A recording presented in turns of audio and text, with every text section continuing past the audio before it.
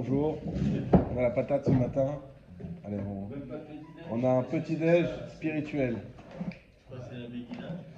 Alors, on va commencer par le Purim, donc c'est ce qui est décrit dans Ilchot Megillah.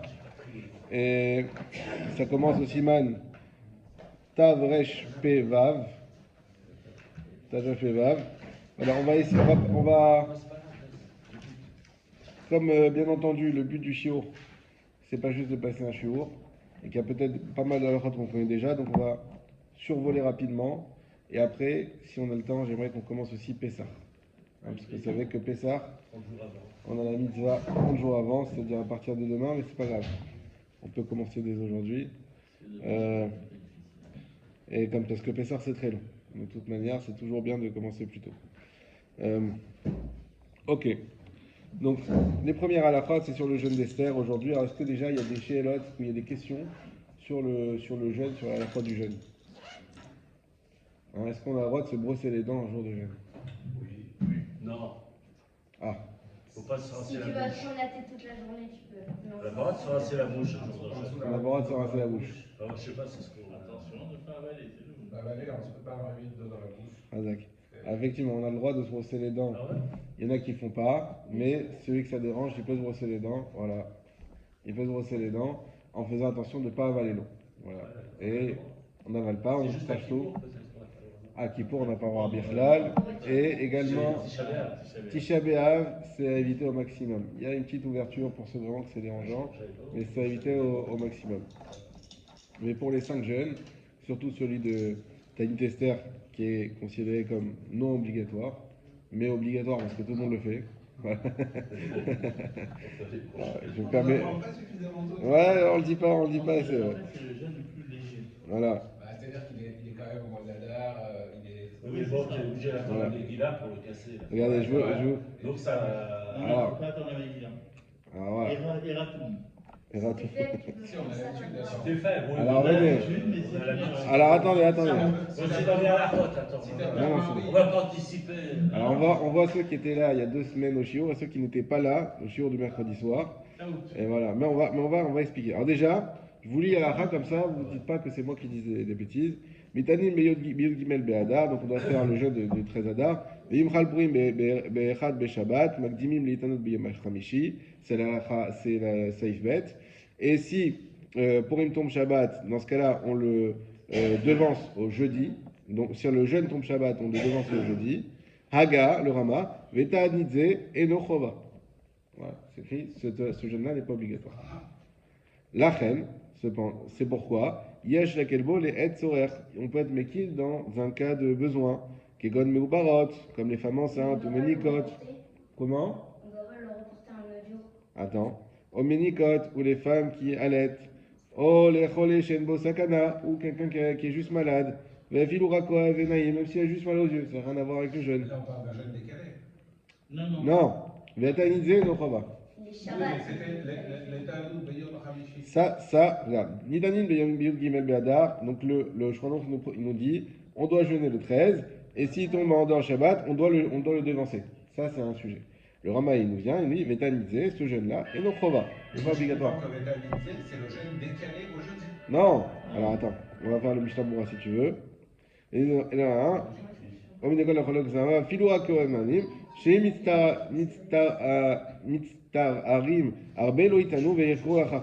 et si il y a quelqu'un qui souffre beaucoup, il ne doit pas jeûner, mais il devra effectivement le rattraper plus tard. Mais par contre, les gens qui sont en bonne santé ne doivent pas se séparer du Tzibour. Mais non,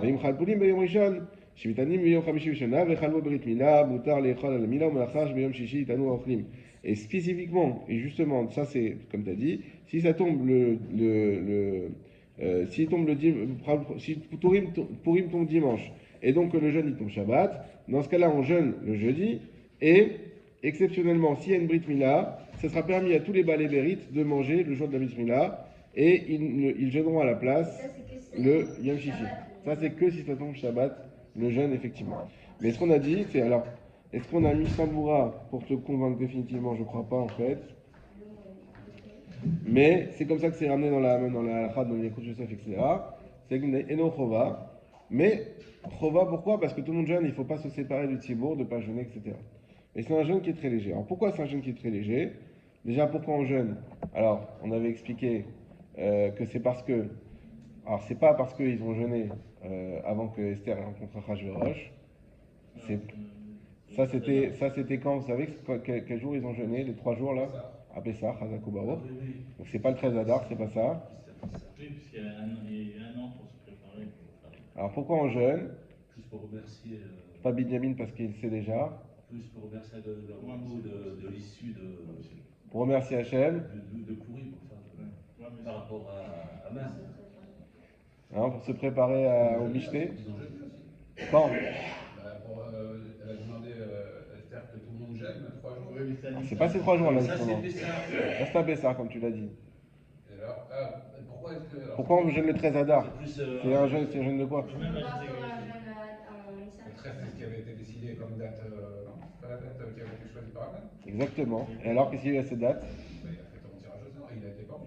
Alors ce jour il a été pendu, mais c'est aussi le jour où ils ont attaqué les Juifs. Oui, ouais, ça, c'est toujours. Et ce jour-là où ils ont attaqué les Les Juifs, Juifs sauront plus se défendre. ils ont jeûné. Ils ont pu se défendre, Ouais, mais ils ont jeûné ce jour-là. Moi, j'ai entendu, enfin, ce que Ouais. j'ai eu dans le Mélamède, c'est que il y en a qui ont attaqué, bon, qui sont allés se battre, et tout le reste, ceux qui ne sont pas allés se battre, ont jeûné. Alors, lui ramène ici comme ça. Moi, je me prépare à me battre. C'est plus facile. Non, mais ça, c'est Avec le ventre Ça, plat. c'est un jeûne. Alors prenez le Mishnah Bura, Saif Katan Bet, Mitanin Beyud Gimel Be'adar. Pourquoi? Qui bimé Mordechai, parce qu'à l'époque de Mordechai et Esther, Nikalou Beyam Shosha Asar, ils se sont rassemblés le 13, Be'adar, Leilachem, la Mode al-Nafsham, pour se faire la guerre et se défendre.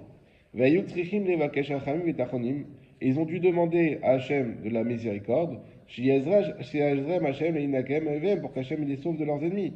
On m'a tino, et donc on a trouvé que chez Ayou Beyam Milchama, Hachem Mitanin, que comme c'était un jour de guerre, il fallait jeûner.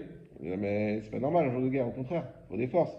Non, chez Ken Amour Razal, parce que comme ça ils ont dit Chachamim Zichronam Yuracha, chez Moshe Rabbeinu, Alav Hashalom, Beyam Nishimichem, Malek Ayamitane. Et eux, ils ont appris de Moshe Rabbeinu contre la guerre contre Amalek. Qu'est-ce qu'il a fait? Il a jeûné toute la journée pendant la guerre contre Amalek. De là, ils ont compris que comme il y avait, c'était aussi Amalek à Purim, Fallait aussi jeûner. eh ben, il fallait jeûner. Et donc, ils ont jeûné le 13 Adar, qui était le jour, donc après l'histoire avec Aman, etc. Le jour où finalement, ils avaient le droit de se défendre et où l'armée aussi était là pour les défendre, etc. Eh bien, ils ont jeûné pour que cette guerre se passe bien. Et effectivement, c'est ce qui s'est passé. Et c'est pour ça qu'on jeûne. Et le Mishnah pourrait poser une question. C'est pour ça qu'on a l'habitude aussi de tout Israël de jeûner le 13 Adar. Venikra Tanit Esther. Et pourquoi on l'appelle ça le Tanit Esther?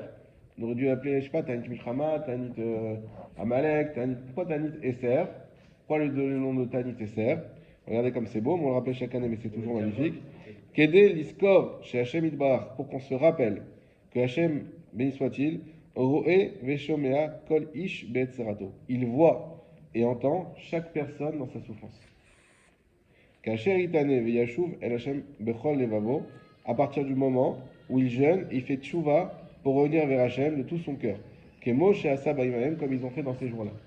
Et donc tout simplement, c'est un jeûne qui nous rappelle que Hachem, n'ayez pas peur, même s'il y a des moments qui sont difficiles, puisqu'on sait qu'il y en aura toujours. Hachem est toujours là à nous écouter, à nous sauver. Dès lors, la seule chose, qu'on fasse tchouva de tout notre cœur. Une des manières de faire tchouva, c'est le jeûne. On sait qu'aujourd'hui, on ne jeûne plus maintenant, en dehors des jeûnes obligatoires, parce que voilà, on est plus faible. Mais malgré tout, l'idée, c'est la tchouva. Dès qu'on fait tchouva, Hachem, il oublie tout, il passe sur tout, et il nous sauve des plus gros dangers. Voilà, des plus grosses galères. Donc ça, c'est pour ça qu'on appelle ça Tanit Esther, pour se rappeler, parce qu'ils ont été sauvés, alors nous aussi, on rappelle ça. Donc déjà, ça c'est pour le jeûne. Alors, est-ce qu'on a le droit de manger avant la Mérila? Nous, on dit la Mérila, oui. L'heure du matin. Alors, il y a la Mérila du soir et la Mérila du matin. Ok? Alors, est-ce qu'on a le droit de manger ou pas? Il fait que je crois qu'il faut prendre moins de 55 grammes de gâteau. Et Alors, une boisson. Kazak. Je sais pas si t'es faible, tout court, t'as le droit de Déjà, il manger. faut faire en taille. En fait, on n'a pas le droit. Le C'est quoi? soir, en se disant que si on se prévient. Ah, ça c'est tu veux. Ma? Po? On est le da. Slicha. Je crois qu'il y a 17h10. Ben, 17h25, on travaille. Mincha, ouais. Là. Euh, donc, en fait, l'interdiction de manger avant la Megillah, c'est une interdiction globale, comme pour toutes les mitzvot. On n'a pas le droit de faire un repas avant une mitzvah. De peur d'être pris dans le repas et d'oublier la mitzvah. Maintenant, concernant la Megillah, eh bien que ce soit le soir ou le matin, on n'a pas le droit de faire un repas. On a tout à fait le droit de boire des liquides, enfin des boissons, prendre un café, manger du pain ou des maisonnettes de moins de 60 grammes, ça on a le droit. Les khatrila, on a le droit. Donc, Le petit bonbon à la fin de Mitra juste avant la Megillah, on a le droit. il passe, On a le droit à partir du moment où il faut juste faire attendre que c'est bien l'heure. Et il ne faut pas qu'il commence la Megillah. S'il commence la Megillah avant la fin, bon, alors on ne va pas manger pendant la Megillah parce qu'il ne faut pas s'interrompre. Mais si effectivement il y a du temps, il n'y a aucun problème. Donc, La Megillah, elle est inclue dans la rite, non? oui, Ah oui. elle inclut dans la rite. Donc il faut voir après comment il s'arrange. Mais alors, Ils vont la commencer avant. Là. Je vais où, ça? En bas de chez moi, 5h10. 5h10. 5h10 Mitra. On enchaîne. C'est Les 5h20. horaires de C'est 17h20, Mitra. la fin du jeu de Ah oui, il y a le Sefer Torah. De toute façon, Il y a un Sefer Torah aujourd'hui. Ah oui, Mitra. Shabbat soir, Shabbat, 18h. Shabbat 18h, ils sont dans la Mila. Je sais pas, C'est rapide. je me bagarre avec eux. Hein? Ouais. ok. Donc ça c'était pour le jeûne d'aujourd'hui. Chiyuv Kriyat Megillah, l'obligation d'écouter la Megillah. Donc on avait dit qu'effectivement, Chayav Adam Likro Megillah Balela Verazam Mishnah Bayom, obligation de lire à la fois la Megillah la nuit et le jour. Est-ce que vous savez pourquoi on doit lire deux fois la Megillah? C'est marqué Yamim. Yamim. Alors, Bah, ça veut dire deux fois. Yamim c'est 2 jours. Non, mais c'est marqué Yomaïm. Yamim c'est des jours. Enfin, c'est marqué 2 fois. Enfin, je sais plus. Où t'as entendu ça? Dans un cours. C'est pas ici qu'il dit, ici il dit pas ça. Pourquoi on doit dire 2 fois? Eh bien pour se rappeler qu'ils ont prié nuit et jour. De même qu'ils ont prié nuit et jour pour être sauvés, et donc le miracle, il est à la fois la nuit et le jour. De même, nous, on doit faire nuit et jour. Où c'est que c'est écrit? C'est écrit dans le Mishnah Berurah, je crois. Mishnah Kochavim. Voilà. Le Mishnah Berurah, Saïf Katan Bet. Velarzor, Velishnota Bayom. Il faudra la relire le jour. Zecher Elanes, en souvenir du miracle. Shayut Tsuakim Bimet Tsaratam. Yom Valayla. Parce qu'ils ont crié, imploré, on va dire, dans leur jour de souffrance, le jour et la nuit. Et donc en souvenir de ça, nous on fait aussi le jour et la nuit. Parce qu'il y a pas de. Normalement, on n'a jamais vu qu'on lit 2 fois. Même la Gada Pessah, on lit qu'une fois, pour le jour et la nuit. Comme ils ont imploré le jour et la nuit, donc c'est une kavana à avoir. On écoute le jour et la nuit pour se rappeler de cette. Ceci dit, on fait le halal le jour et la nuit, c'est ça. Nachon. C'est Le le halal, halal. c'est obligatoire. Le jour c'est normal, le problème c'est la question c'est la nuit. Ouais. Là, c'est exceptionnel. Oui, non, parce qu'on dit que l'histoire de Pessah, il n'y a plus les forces du mal. Il y a les forces du mal qui sont là d'habitude tous les soirs. Là, les Shimurim. Hein, ils ne sont pas là, et donc c'est pour ça qu'on fait Razak. à ce propos. On y arrive, on y arrive. C'est ça. On sent que À ça. ce propos, c'est bien de faire les kétorettes avant le début de la Tchila. Parce que les kétorettes, ça nettoie l'ambiance qui est autour de nous. Ça chasse les derniers. Razak. C'est-à-dire Chédim, non pas Chédim, toutes les forces du mal qui sont autour de nous le matin. Voilà. Razak. Donc venez à 8h moins quart pour pouvoir faire les torts. Non mais moi, comment dire, c'est Réba, les Shmoné les Réba, je ne fais pas la différence. Ouais. Pas le Khaled Benar, surtout. Ok. Alors, on a vu aussi Mevatim Talmud Torah, donc là, le Saïf Bet. Mevatim Talmud Torah, Lishma Mikra Megillah. Kavachomila Hashem Mitzvot Shel Torah, Shekula Nidachim Bnei Mikra Megillah. Donc, on ne s'étend pas dessus, mais en tout cas, on ne va pas repousser la Megillah pour un shiur. Ah, pourtant, la Torah c'est d'Oraïta et la Megillah c'est des Rabbanan. Comment ça se fait? Ils expliquent le Mishnah Berurah, etc. Déjà, c'est quand on peut faire les deux. Il ne faut jamais annuler le cours, c'est juste qu'on le repousse. Et bon, alors, ça va être compliqué de réussir à organiser un cours après la Megillah, mais il ne faut pas l'annuler normalement. Et simplement que, pourquoi? Ce qu'il y a Pirsou Ménissa. C'est ça la force de la lecture de la Megillah, c'est Pirsou Ménissa. Et en ce sens, Pirsou Ménissa, il repousse toutes les autres mitzvot. qu'on peut évidemment repousser. Le Rama, il explique bien que si on ne peut pas repousser la mitzvah, alors la mitzvah de Oraïta, elle passe bien évidemment avant la lecture de Megillah. À Hanouka, il me semblait qu'on interrompait le cours de Torah pour allumer les Hanoukia. La Hanoukia, on avait dit. Après, dans les temps. Oui, non, ce qu'il fallait. S'il y a un chinois Galois. Je me rappelle plus, je crois pas. Parce qu'on vous disait, on pouvait faire allumer par quelqu'un d'autre à la maison aussi, normalement. Je sais plus, ouais, je crois qu'il y a Mais Mais bon, là c'est différent. Parce que- c'est possible. Oui, c'est possible qu'on dit. Je crois que la halakha, c'est que si tu peux dire aux gens de retourner chez eux et qu'ils reviennent, et que le shiur il est maintenu, oui. Parce que Mais Hanouka, là, c'est tout le monde court. doit l'avoir après. Que c'est une grande mitzvah de le faire dans la demi-heure. La France, Ouais, c'est une différence. C'est pour ça. Comment?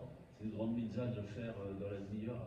Mm. Par rapport à la Surtout que Hanouka, c'est court quand même. Oui, oui, c'est sûr, c'est sûr. Ça vient de faire vraiment Mais malgré tout, si tu dis les gens ils rentrent chez eux, qu'ils reviennent, c'est pas évident.